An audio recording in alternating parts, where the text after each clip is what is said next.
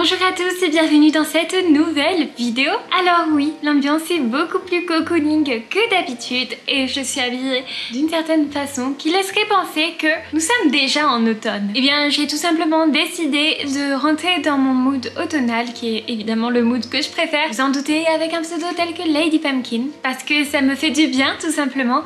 Et pour tous ceux qui aiment la spooky season, eh bien sachez que c'est aussi pour vous parce que moi je suis trop heureuse quand je regarde des vidéos avec ce thème là. J'espère que ça vous plaît. Je vais remercier mon ami vidéaste Chalex car c'est grâce à lui que ce setup a été mis en place.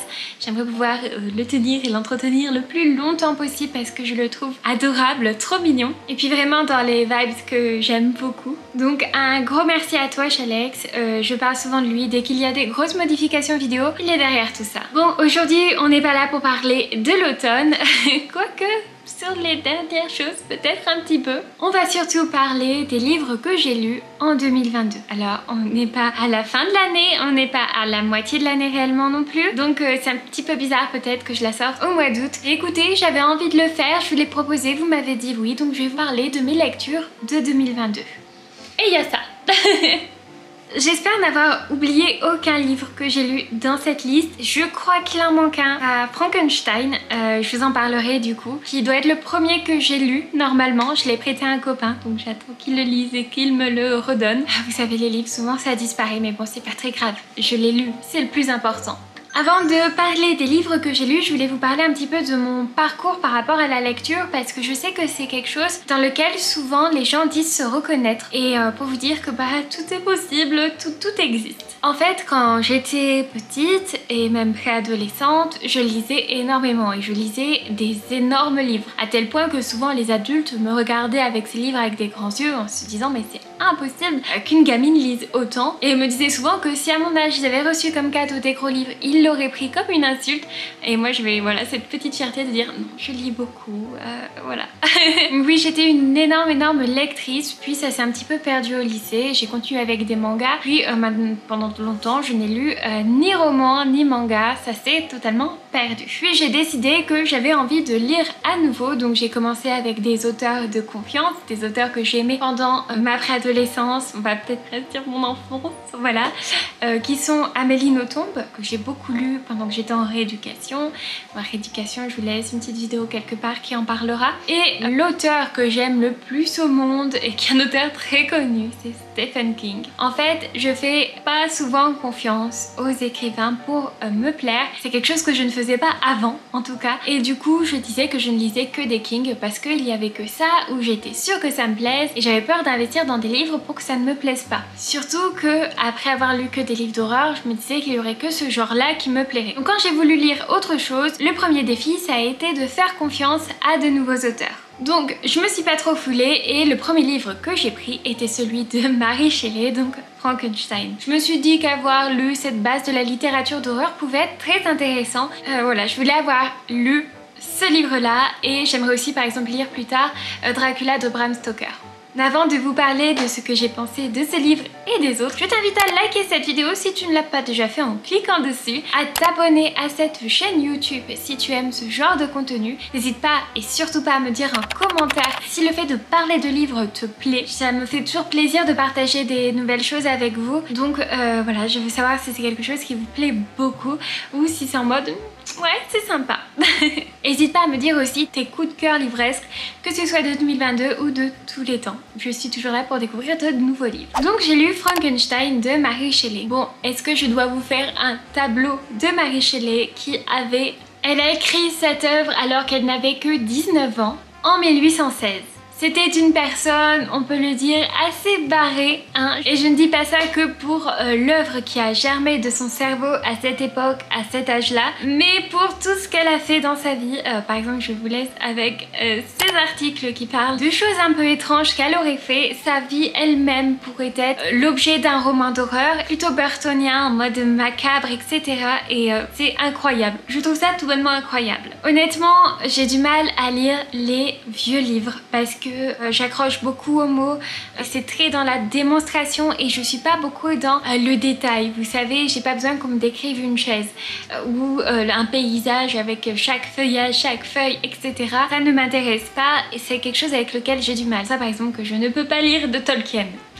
Même si on m'a dit que le Hobbit était moins pire que le reste. Et comme c'est un livre qui est beaucoup comme ça et où finalement l'action se fait très peu, se fait plus dans la description, on va dire, c'est pas quelque chose qui m'a tant plu à lire. Ça m'a plu parce que c'était une œuvre classique, parce que l'histoire tout autour est incroyable, parce que c'est une œuvre de science-fiction géniale. Finalement, je trouve ça super. Et du coup, je suis quand même contente de cette lecture, même si je ne le relirai pas. Ensuite, comme je vous ai dit, j'ai beaucoup de mal à quitter mon petit coin horreur, mais j'ai voulu le faire quand même de tout mon cœur. Pour cela, je me suis aidée de la youtubeuse Le Souffle des mots que vous suivez peut-être, et j'ai regardé du coup ces vidéos où elle présente plein de livres et j'en ai repéré 2 dans... Donc il y en avait un qui n'était pas encore paru, mais par contre il y avait 2 tomes d'une saga qui était déjà paru.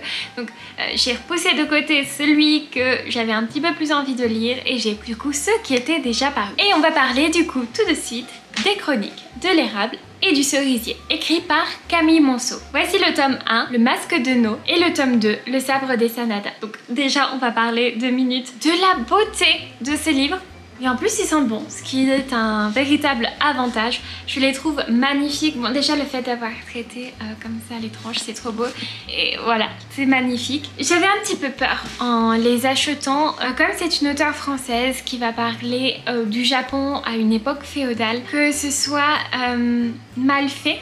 Et ma peur s'est intensifiée lors des premières pages parce que j'avais l'impression que elle voulait trop en faire, qu'elle voulait trop dire regardez comme je connais bien le Japon. Et souvent plus on montre à quel point on maîtrise un sujet, plus ça peut dévoiler des lacunes. Je sais pas si vous voyez ce que je veux dire, genre c'est comme la culture, c'est comme la confiture, moins on en a plus on l'étale. Et j'avais un peu peur que ce soit ce côté là, mais en fait ce côté là a très vite disparu pour l'histoire qui est super intéressante. Ça commence vraiment en mode shonen, puis après un peu en mode seinen, où j'ai eu l'impression de lire un roman manga en réalité. Puis finalement ça s'est transformé par seinen en vrai roman tout simplement. J'ai trouvé ça vraiment pas mal. L'histoire c'est Ichiro, c'est un garçon qui a été élevé dans une montagne avec un maître de la voie du sabre et son assistante. Donc il vit en ermite avec ces 2 personnes qui vont l'éduquer, lui apprendre plein de choses sur la vie. Puis il va se passer un énorme drame et Ichiro va devoir s'enfuir de sa petite montagne pour découvrir et pour voir un petit peu ce vaste monde. Et du coup on tombe vraiment sur quelqu'un qui n'a pas l'habitude des humains, qui doit tomber dans ce monde d'humains à une époque où les temps sont durs et assez terrifiants. Et du coup j'ai beaucoup aimé et j'attends le tome 3 avec impatience. J'ai eu du mal à partir de la moitié du tome 2 parce que je trouvais que les choses stagnaient un peu. Il y a aussi des moments un peu de flottement qui étaient un peu désagréables, mais vu que j'attends le tome 3, c'est une bonne nouvelle, c'est que j'ai envie de continuer de suivre les aventures de Ichiro. Ensuite, je vais vous montrer le livre que je voulais de base acheter avant cela, que j'ai acheté du coup dès sa sortie. Alors ça va peut-être vous étonner un petit peu, c'est que c'est un style d'histoire qui sont les histoires que je déteste le plus au monde, c'est-à-dire les histoires d'amour. Mais j'ai voulu essayer parce que le thème me plaisait, donc je me suis lancée. Et c'est ainsi que je me suis procuré et que j'ai lu Pour l'amour du faux. Alors je sais pas prononcer faux exactement, est-ce que c'est faux? Je sais pas. De Loan Le. Pareil, est-ce que c'est le? Est-ce que c'est les? J'espère ne pas trop me tromper. C'est une histoire un petit peu à la Roméo et Juliette. Ça parle de 2 familles immigrées vietnamiennes aux États-Unis. Les parents sont les personnes du coup qui ont immigré et ces 2 familles se détestent. Les 2 tiennent des restaurants vietnamiens l'un en face de l'autre dans la même rue et sont complètement en concurrence. Et bien évidemment, les enfants de ces 2 familles, donc Lin et Bao, vont tomber amoureux et vont essayer du coup de comprendre pourquoi ces familles se détestent tant, sentent que ce n'est pas lié que au restaurant et on va découvrir tout ça. Comment est-ce qu'ils vont faire accepter leur amour à leur famille et comment est-ce qu'ils vont découvrir pourquoi leur famille se déteste tant. C'est une histoire super intéressante, très artistique parce que ça parle d'art et d'écriture. J'ai beaucoup aimé parce que c'est un roman, vous savez, où d'un côté il y a un chapitre, c'est autour de Bao et celui d'après c'est celui de Lynn. Donc on voit un peu le point de vue des deux personnages qui ont autant du coup d'importance l'un que l'autre. Et très honnêtement, contre toute attente, ça m'a plutôt plu. En fait, c'est sûrement parce que le côté, je trouve, de l'immigration vietnamienne était plus importante que l'histoire d'amour. Et j'ai beaucoup aimé essayer de me plonger dans cette situation que je ne connais pas du tout. J'adore découvrir des points de vue qui sont totalement étrangers aux miens. Je trouve que ça traite très bien de ça. Il y a quand même quelques défauts. Je dirais, par exemple, il y a des phrases qui sont en vietnamien qui ne sont pas traduites. Alors, c'est jamais trop compliqué dans le sens où la suite de la lecture te fera toujours comprendre un petit peu ce que la personne voulait dire. Et finalement, on a l'impression de se placer là quand on ne parle pas vietnamien. On a l'impression d'être au milieu d'une famille du coup vietnamienne immigrée où on essaye de comprendre, par exemple, parce que les parents parlent moins bien du coup anglais que les enfants, etc. Et ouais, j'ai beaucoup aimé ce côté-là et en même temps, j'ai pas apprécié de ne pas être, on va dire, de ne pas pouvoir comprendre chaque mot que je lisais. Par contre, voilà, j'ai beaucoup aimé parce que même si l'amour est le sujet central, c'était pas trop appuyé dessus et surtout c'est super frais. Et j'ai envie de goûter du coup du faux. Donc si vous voulez une lecture super fraîche pour le reste d'été qu'il y a, pour l'amour du faux, c'est super chouette. Et encore plus je pense si vous êtes vous-même vietnamien. J'ai une copine du coup qui est vietnamienne qui m'a dit faudra que tu me prêtes le livre et je prêterai avec grand plaisir parce que pour elle bah du coup ça va lui parler encore plus. Ensuite je suis allée dans un petit salon du JDR, donc du jeu de rôle qui se trouvait pas très loin de chez moi et j'ai découvert là-bas 3 auteurs, plutôt 3 autrices et j'ai papoté un petit peu avec elles pour découvrir les livres qu'elles proposaient. J'en ai pris un à chacune de ces personnes et je vais maintenant vous les montrer à vous. C'était la première fois que j'allais dans un endroit où j'allais prendre du coup à des livres, à un auteur en face de moi, mais je trouve que c'est une expérience super chouette et du coup j'ai très envie de faire des salons du livre pour découvrir vraiment cette expérience et du coup voilà de papoter de ce qu'ils proposent, etc., de rentrer dans leur univers et ouais, je trouve ça trop cool. Le premier de tous que j'ai commencé à lire, c'est Légende vivante, initiation de Agathe Rigaud. Pour le moment il y a 3 tomes qui sont sortis, là je n'ai que le tome 1 et j'aimerais me procurer la suite mais c'est un peu plus compliqué que ça, vous allez voir. D'ailleurs pour ce livre là et pour le suivant si vous avez envie de vous les procurer, il faudrait que vous contactiez directement l'auteur ou que vous regardiez sur leur page Instagram. Vu que ce sont dans des petites maisons d'édition ou même parfois dans de l'auto-édition, eh bien on peut pas les trouver partout malheureusement. En fait il faut comprendre que la lecture en elle-même était super cool et on va parler tout de suite du point positif parce que finalement c'est le plus important. En fait le travail de l'auteur est super chouette. J'ai beaucoup aimé l'histoire, j'ai beaucoup aimé les rebondissements, j'ai beaucoup aimé comment les choses se passaient, j'ai beaucoup aimé la plume de la personne. En fait, déjà, il faut savoir que c'est la première fois que je lisais un mini-livre comme ça. Alors des fois, j'ai déjà lu des nouvelles de King, mais vraiment en mode mini-livre, ça m'a un petit peu surprise. Et en fait, il y a quelque chose que j'ai beaucoup aimé, c'est que du coup, il n'y a pas le temps de niaiser. On va d'une étape à l'autre rapidement. Et ça, je trouve ça super chouette. Comme j'aime pas trop quand il y a énormément de démonstrations, et bien le fait qu'il n'y en ait quasiment pas, ah bah moi, ça, je signe direct. L'histoire est vraiment cool. Ça parle d'un monde qui ressemble au nôtre dans quelques années, où il y a beaucoup d'attentats visant les cultes. Donc au début ça a commencé par attaquer tout ce qui touchait aux 3 grandes religions monothéistes, puis maintenant ça attaque un peu tout et c'est des gros attentats où il faut exploser des monuments, peu importe s'il y a des gens à l'intérieur ou non. Donc là où au début ça attaquait des cultes assez connus, répandus et actuels, il s'attaque même maintenant bah du coup à tout ce qui va être ce qui touche à la mythologie égyptienne, à la mythologie grecque, etc. Et c'est là où commence notre histoire. On va suivre du coup l'histoire de Elisa qui évolue dans tout ça et qui va se trouver investie de la mission de arranger les choses par rapport au culte, d'aider les cultes. Et elle sait pas du tout pourquoi, elle sait pas pourquoi elle sait pas comment faire, mais elle va quand même essayer de faire les choses. Ce que j'ai adoré par-dessus tout dans ce livre, c'est qu'il va te prendre, il va te bousculer. Vraiment, il va y avoir un attentat, tu vas le ressentir comme un attentat. Il va y avoir une explosion, tu vas le ressentir comme une explosion. Parce que tout va aller bien jusqu'au moment où ça va péter. Et genre, il n'y a aucun signe avant-coureur. Et d'un coup, la ligne d'après, c'est « Ils sont tous morts ». Super. Et j'ai vraiment aimé ce côté où t'as l'impression de sentir la déflagration dans ta lecture et c'est super intéressant. Du coup, j'aimerais beaucoup lire les autres tomes, mais il faut qu'on parle de quelque chose quand même. La maison d'édition. Si le travail d'Agathe est vraiment formidable, je n'ai pas du tout aimé le travail de la maison d'édition. Déjà, on va passer sur cette couverture que je trouve... assez moyenne, on va le dire. J'aime beaucoup la texture, s'il faut lui donner un point positif, mais à l'intérieur, il y a beaucoup de coquilles, beaucoup de mise en page ratées, beaucoup de fautes d'orthographe. Et moi qui suis pas forte en orthographe, si je les vois, c'est qu'il y a un problème. En fait, vraiment, la maison d'édition, à mon sens, n'a pas dû faire son travail correctement pour ses livres. Et c'est frustrant quand une histoire te plaît, que tu la trouves bien et que tu vois que les personnes qui entourent l'auteur n'ont pas fait un travail qui lui rend suffisamment hommage. Je sais que l'autrice a changé de maison d'édition et du coup, quand les autres tomes sortiront, je me les procurerai dans cette maison d'édition. Je pense que je rachèterai le tome 1 parce qu'elle m'a expliqué qu'elle allait du coup réétudier le tome 1, corriger des choses, rajouter des choses, l'étoffer et je suis super contente de savoir tout ça. Mais ouais, malheureusement, quand on voit ce genre de couverture, ça peut un petit peu réfréner l'achat parce que bah voilà quoi. Mais quand elle m'a parlé de son histoire et quand je l'ai lu, j'ai tout de suite eu un coup de cœur. Et franchement, c'est très chouette, ça se lit vite, c'est explosif. Et c'est vraiment un type de lecture dont je n'avais pas l'habitude et je suis vraiment très contente de l'avoir lu. Ensuite, on va passer à mon plus gros coup de cœur de toute cette pile de livres entière. On va parler du royaume d'Algernaram. C'est le tome 1 qui se nomme L'Envers, qui est le premier sorti pour le moment. Et je vais tanner l'autrice pour qu'elle sorte au plus vite le tome 2. D'accord? D'ailleurs, si tu regardes cette vidéo, j'attends.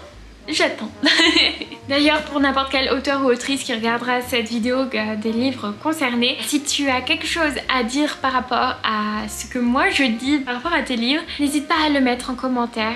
C'est du coup super important. Rajouter tes précisions et tout, c'est génial. Et du coup, ça c'est le deuxième livre acheté dans ce petit salon du JDR et il a été écrit par Crystal Grébonval. Premier point archi positif pour ce livre, il sent mais délicieusement bon.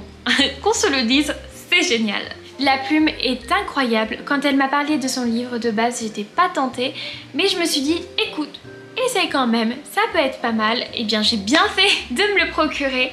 C'est génial. Donc ça a parlé de 3 sœurs qui sont les 3 princesses du royaume d'Algernaram. Il y a la première, Eleonora, qui est du coup celle qui va succéder au trône et qui va devoir se marier avec un prince étranger. La deuxième sœur s'appelle Aorena et ça va être la prêtresse, elle va rentrer dans les ordres. Et la troisième sœur, c'est Algana, qui est un petit peu la rebelle de la famille et c'est surtout sur elle que nous on va se concentrer. Et elle voit d'un très mauvais œil le mariage de sa sœur aînée, à juste titre, peut-être pas, on verra ça et l'histoire est captivante. Alors pour le coup, je trouve que comme je ne suis pas trop dans la description, je trouve que celles qui sont dans ce livre sont hyper justes parce qu'il y en a, il faut y en avoir, il y en a quand même plutôt pas mal, mais je trouve que c'est toujours dans la finesse, dans la justesse, on va pas genre te présenter chaque feuille d'un arbre, hein, on va te présenter l'arbre peut-être, mais dans tous les cas la plume est géniale et oh mon dieu, j'ai bien fait de le prendre, mais vraiment genre un énorme coup de cœur et je suis trop contente. C'est Raven Édition. Comme tous les livres depuis le début, je vous le recommande. Franchement, c'est une histoire fantastique et qu'attendez-vous? Franchement, c'est mon coup de cœur de la liste, donc je ne peux que vous le recommander.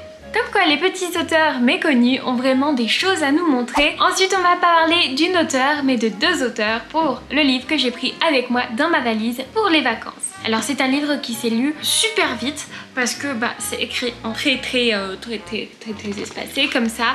C'est Oh Sisters de Julia Billet et Cécile Romiger.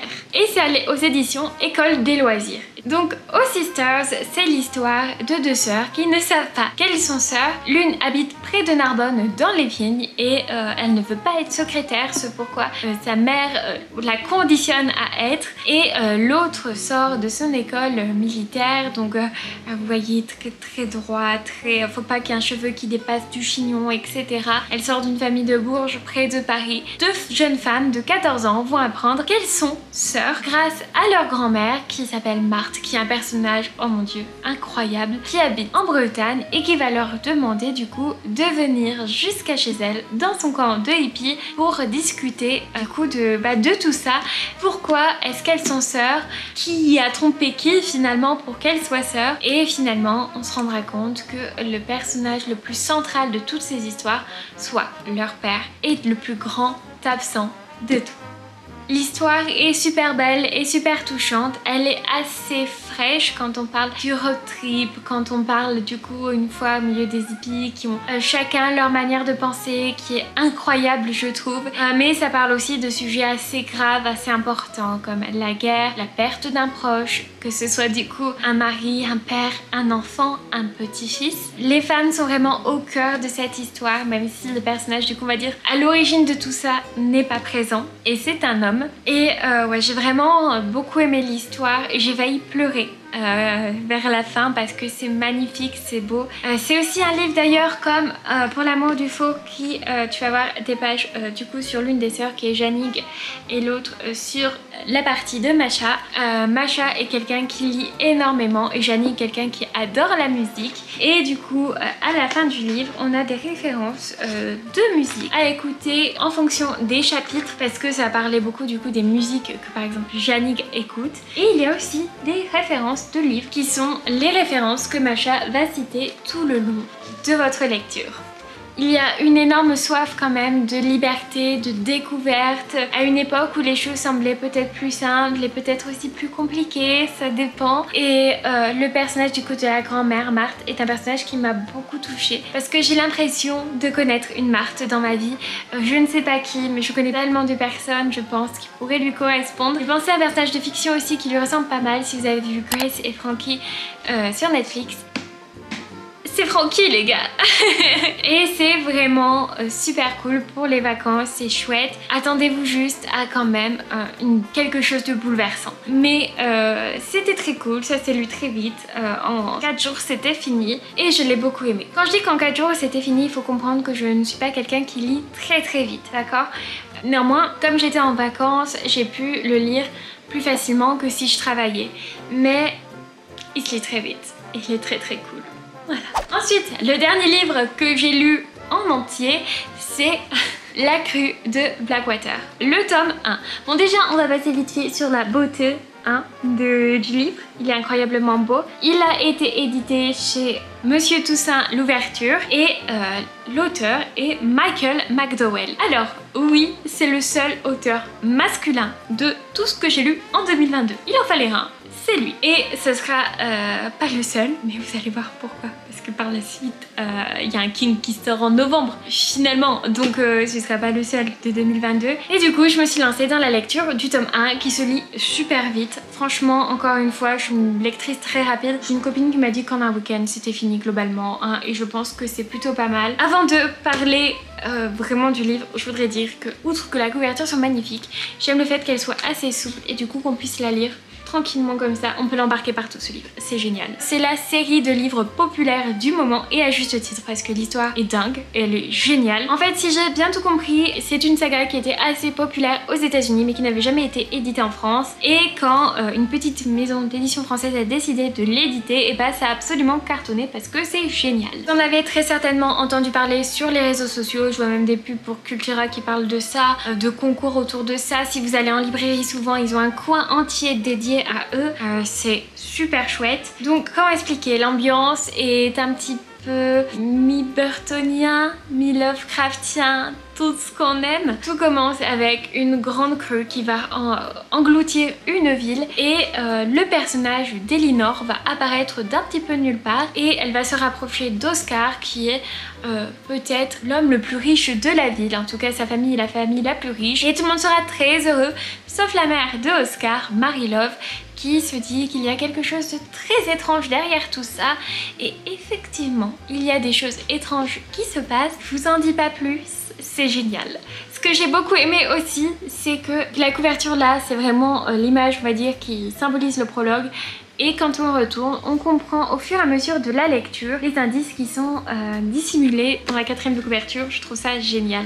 L'histoire est bien, j'ai hâte de lire la suite. Avant de me lancer dans la suite, je voulais lire le 3e livre que j'avais acheté du coup au salon du JDR parce que je trouvais ça dommage de pas le lire. Et donc voilà, je me suis lancée dans mes lectures d'automne comme ça. Et donc maintenant, je suis en train de lire Le Portail de Silea. Oh, ça parle d'Halloween.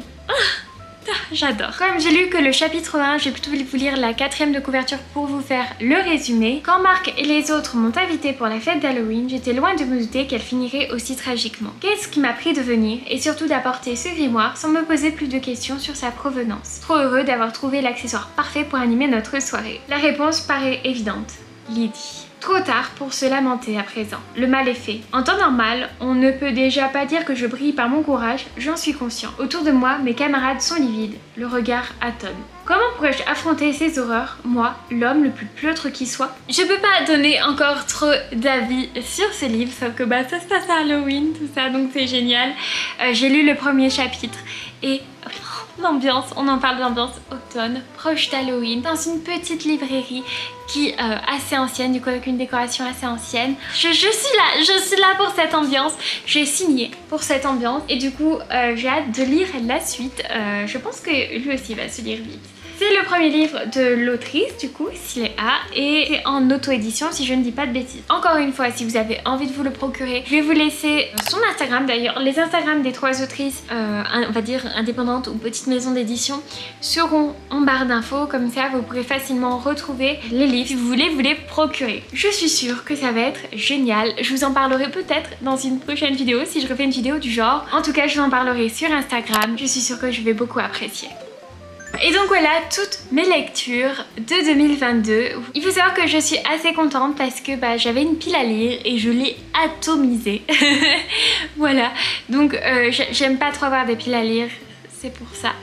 Du coup ce livre là, après celui-ci, je vais reprendre la suite de Blackwater, puis Stephen King sortira son roman en novembre, en France en tout cas, donc je pourrai tranquillement rester sur ma lancée halloweenesque et je trouverai certainement des choses pour combler ma faim au niveau de Noël. On verra bien. J'espère que cette vidéo vous aura plu, que vous aurez peut-être trouvé des livres qui vous auront plu. N'hésitez pas à me dire du coup en commentaire s'il y en a que vous avez super envie de lire, s'il y en a que vous avez lu et votre avis à ce niveau. N'hésitez pas du coup voilà, à me dire tout ça, à dire aussi si vous aussi vous avez eu des coups de cœur cette année ou des coups de cœur en général d'un point de vue livresque, si c'est un type de vidéo que vous avez envie de voir à nouveau. N'hésite pas à liker et bien sûr à t'abonner si cette vidéo t'a plu. 50% des personnes qui regardent mes vidéos ne sont pas abonnées, donc n'hésite pas à le faire, c'est un petit geste qui me fait super plaisir. Moi sur ce, je vous laisse. Je suis trop contente d'avoir fait cette vidéo, de vous intégrer dans ma spooky season au mois d'août, c'est pas grave. Et on se dit à la semaine prochaine pour une prochaine vidéo. Des bisous. Salut!